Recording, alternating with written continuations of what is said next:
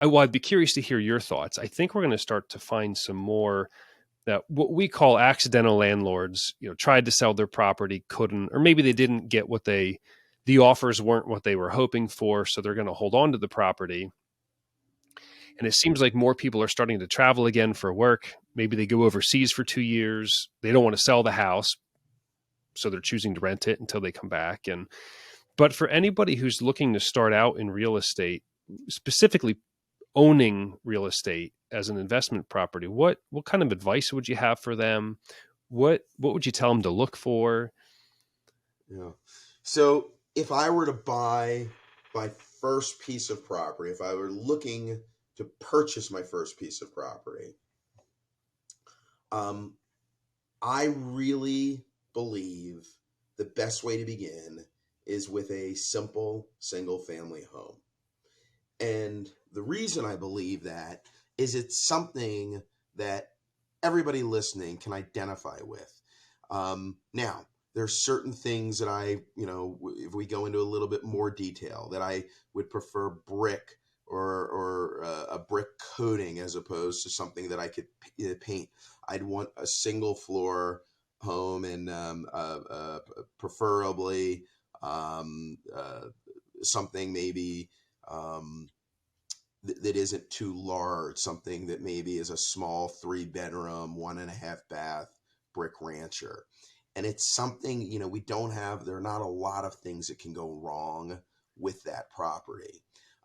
The other piece is if I make mistakes on it, all right, because we're all going to make mistakes. You just are, right? It's a new venture. I don't have to put myself in a position that if things go sideways, I can't bail myself out. And what do I mean by bail myself out? So when I did my first investment, I picked the wrong tenants.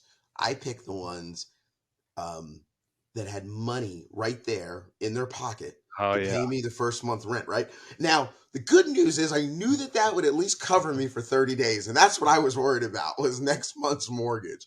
And it did just that. Now, unfortunately, I ended up really having to take a second job, which I was going to, which it's okay, right?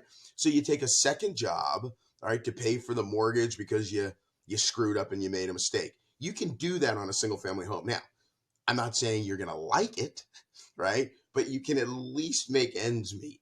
If you start, with a quad or a, commercial building, and you've now made a several $1,000s a month mistake, that is going to feel uncomfortable. The other reason for me, TJ, I love starting off trying to do a little bit on your own is because you will then decide if you love dealing with tenants every day or you don't love, or you think that you can appreciate all of the stories that they tell you about, well, they're, one of the things that I always find interesting from some of our clients is they'll say, well, ask if somebody doesn't pay rent, ask them when they're going to pay it.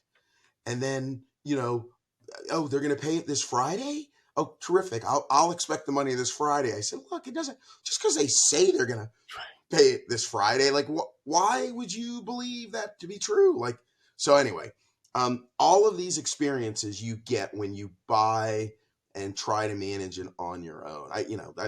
That's a suggestion that I would have just getting going. Yeah, I think that's one of the best pieces of education, even if you want to look at it that way, is it's like paying for a class or a course or whatever, it's buy that property and learn from it.